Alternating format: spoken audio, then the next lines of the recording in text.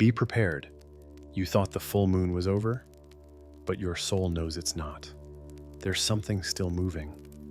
A strange stillness in the air, a quiet chaos beneath your skin. You've felt it, haven't you?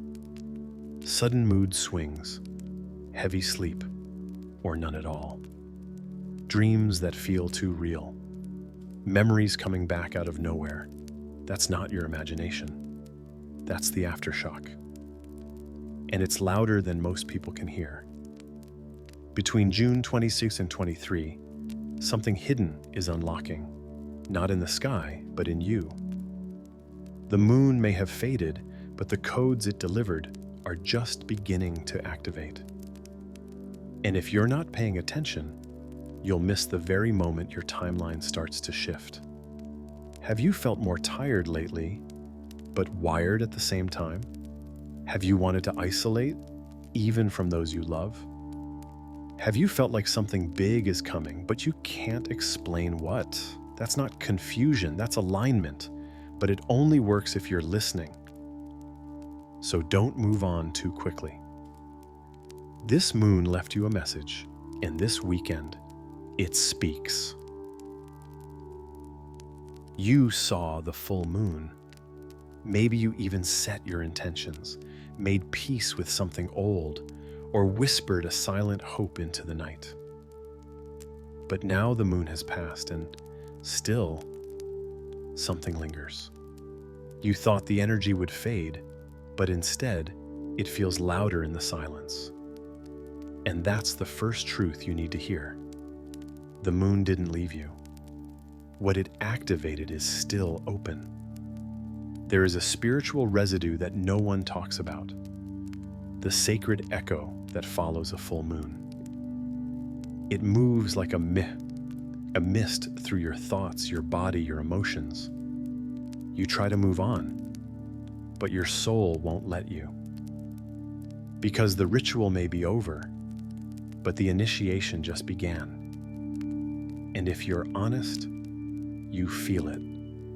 That strange pressure behind your eyes, that sudden wave of emotion that makes no sense.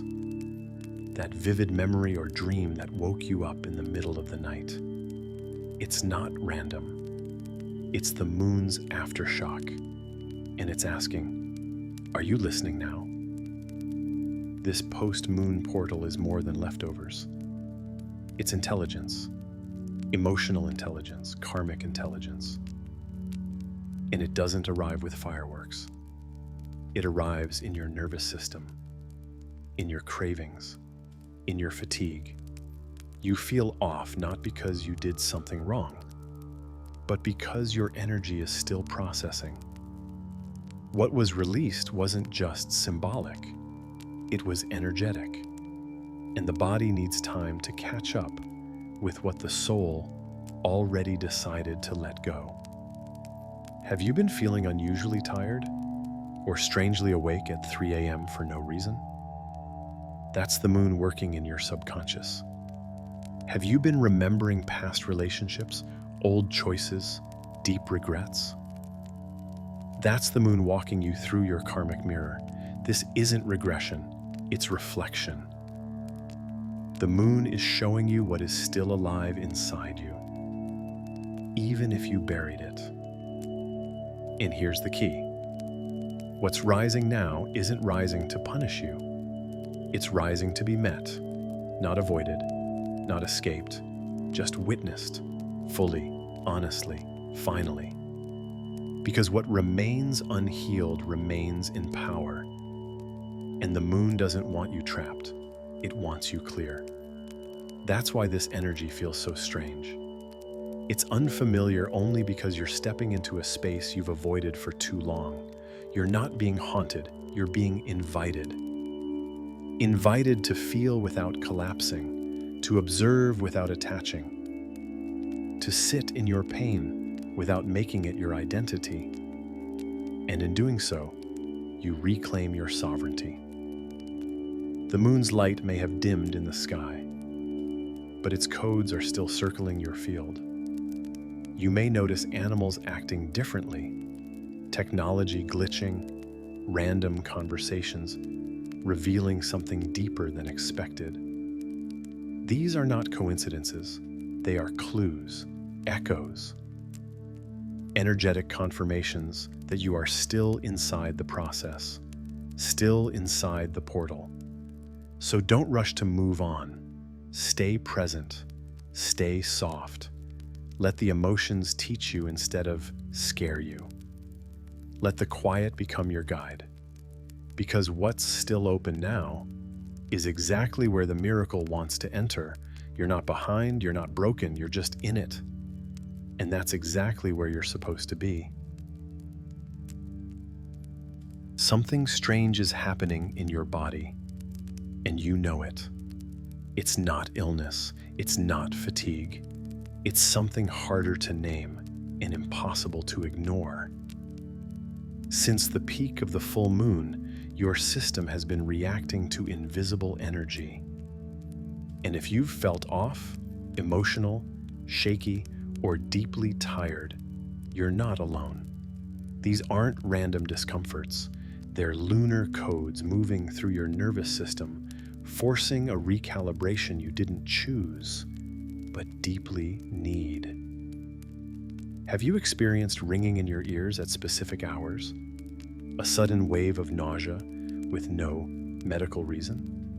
Waking up between 2 and 4 a.m. with pressure in your chest or vivid dreams you can't shake off? These are not just weird sensations. They are symptoms of subtle downloads. The moon's energetic residue hasn't left you. It's still cleansing what your ego tried to hold on to, and that's why your body is resisting. It's shedding, not sickening. It's purging what was stuck in your cells. Ancestral pain, karmic tension, energetic attachments that can't follow you into this next phase. The trembling hands, the deep sighs, the weight behind your eyes, all of it is your spiritual field reformatting itself. Don't fear the disorientation. It means the veil is lifting. Your environment might be sending you signals too. Electronics flickering, random tech malfunctions, plants acting oddly, animals watching you closely or behaving nervously around you. This is not paranoia. Your frequency is shifting, and the physical world is responding. The moon left a portal open behind her, and now your space is echoing with what passed through. So what should you watch for? Sudden emotional spikes out of nowhere, crying without a clear reason, laughing during moments that feel inappropriate, feeling like your heart is too full or completely numb. This is the storm before the real stillness. It's the unraveling before the new fabric is woven, and you're not meant to fix it. You're meant to feel it. Stay awake, stay hydrated, stay gentle with yourself. Because the most urgent warning of all is this: if you ignore these signs, they will intensify, not to punish, but to push you to listen. The moon is no longer up there. She's inside your auric field now, and she's clearing space. Your only job is not to block the process.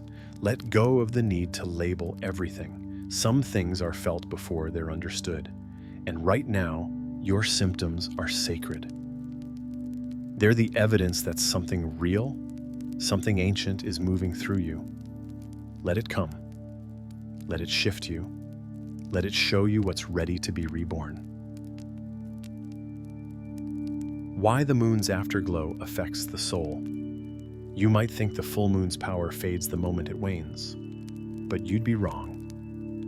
What lingers after the peak is not just residual energy.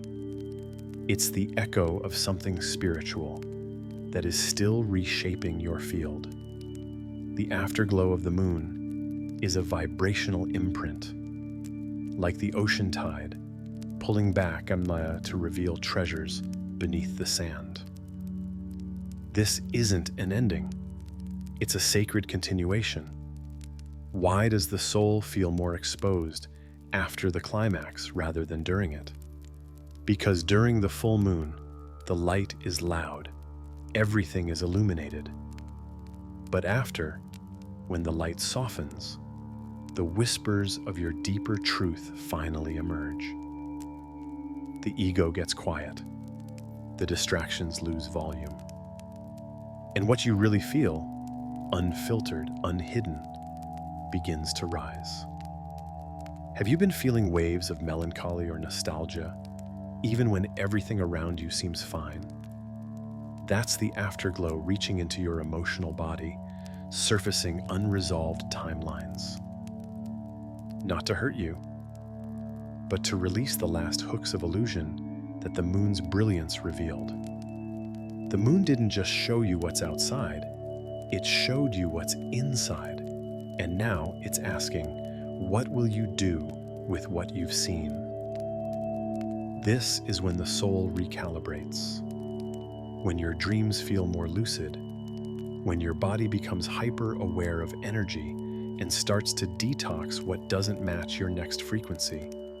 You might notice aches, headaches, dizziness, or emotional swings.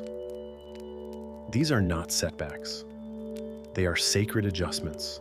Your field is being rewritten. And here's the truth that most never talk about. The afterglow of the moon is often more spiritually potent than the moon itself, because that's when the body integrates what the spirit witnessed. That's when the transformation is no longer symbolic, but cellular. Have you been waking up between 3 and 5 a.m.? That's not random. It's the soul hour. When the veils are thin and your subconscious is working overtime to decode what the moon has awakened. Pay attention to those moments. What do you feel? What thoughts repeat? What images or names come up?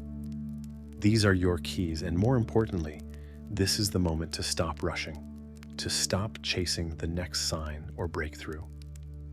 Because in the afterglow, the energy is not about movement. It's about absorption, digestion, integration.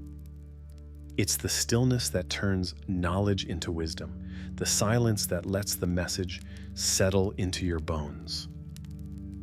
So if you're feeling tender, good. If you're emotional, good.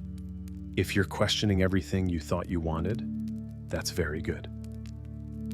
Because it means the moon worked. And now the energy is settling exactly where it needs to. This afterglow is a gift. And if you allow yourself to feel it fully, without numbing, without running, it will leave you more aligned than ever before. Not because you forced it, but because you finally allowed it. There's something sacred about silence, but only when you finally stop fearing it. During the moon's glow, the world becomes louder with emotions. But as the light fades, what's left is something only those who are awake can hear. The isolation code. Not a punishment, not abandonment, but an encoded message hidden in your own urge to pull away from everything and everyone. Have you been feeling the need to retreat, to cancel plans, ignore messages, stare out the window with no desire to speak? That's not depression. It's not disconnection. It's the soul beginning to listen again after too much noise. And the universe knows. Before the next version of you emerges, you must walk through this invisible corridor alone. Not because you're unloved, but because only you can decode what your spirit is being shown. The full moon didn't just activate energy, it cleared space. And now, in that space, your inner voice is trying to be heard. But that voice is subtle. It doesn't scream. It waits. Waits for you to stop chasing answers. Waits for you to stop scrolling, comparing, explaining. It waits for you to trust the invisible more than the visible. That's why this week, you may feel a deep tension between needing people and rejecting them. Between wanting comfort and knowing you must be alone. This conflict is the key. Because isolation is not loneliness when it's guided by alignment. It becomes a womb for insight, a chamber for rebirth. Think about it. Hasn't every breakthrough in your life come after a period of inner silence? After you finally stopped trying to be understood and just listened? That's the code being delivered now. In the quiet moments, in the pauses, in the solitude that feels unfamiliar but strangely peaceful. The moon isn't done with you yet. It's watching to see. Will you respect the space between what was and what's becoming? Or will you rush to fill it with old patterns? The divine doesn't speak in crowded rooms. It speaks when you dare to be still long enough to hear your own breath. This is your time to remember who you are outside of what others see, to grieve the versions of yourself that no longer serve, to write down what your dreams have been trying to say, to sit by a candle, let the tears come, and not apologize for them. Because this is the part of the journey where clarity isn't given, it's earned. Through silence, through presence, through isolation that is not empty, but full of guidance. So let yourself unplug. Let yourself slow down. Let yourself feel the strange peace that follows emotional storms. Because in this quiet space, a new message is arriving, a message only you can hear.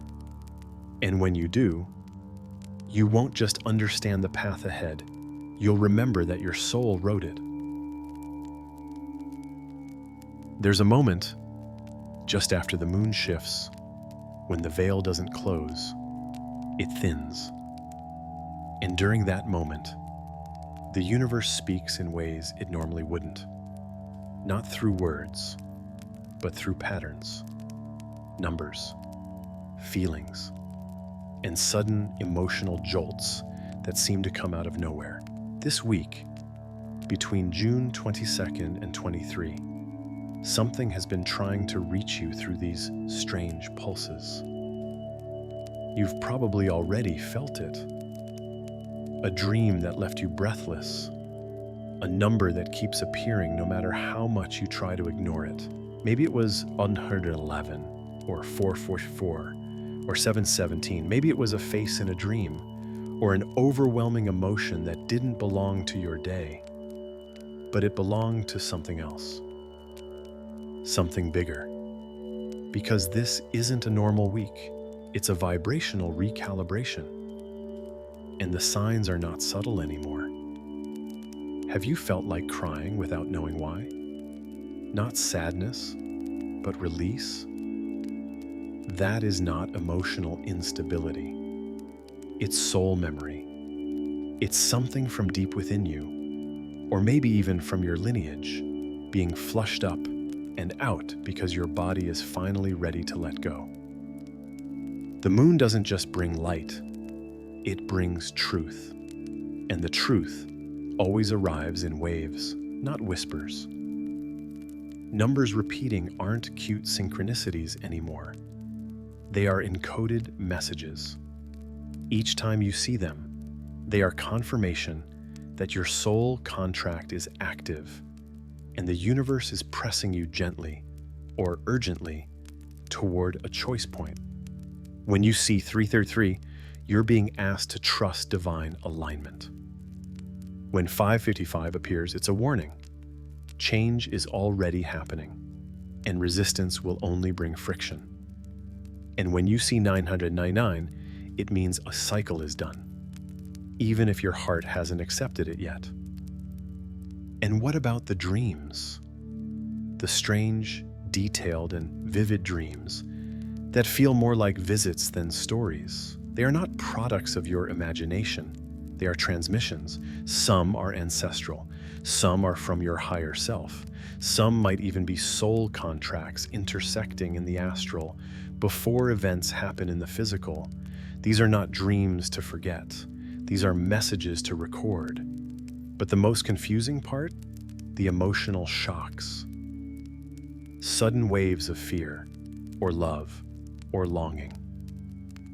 These flashes aren't breakdowns, they're activations. They are your soul's nervous system responding to spiritual events before your conscious mind understands them. You are not too sensitive. You are tuned in. This portal is pushing every awakened soul to a threshold. The test is, will you brush these moments off as weird coincidences, or will you lean in, ask what they mean, and let them guide you? Because the truth is, these signs are not random. They're echoes from the future, invitations from your higher path. And the more you pay attention now, the less pain you'll need to go through later. The universe is not testing your intellect, it's testing your willingness to feel what you're being shown. You're not just walking through this week, you're decoding it, and what you realize here could change everything after. What the moon is trying to tell you now. There's a reason the moon lingers in your energy even after the sky darkens.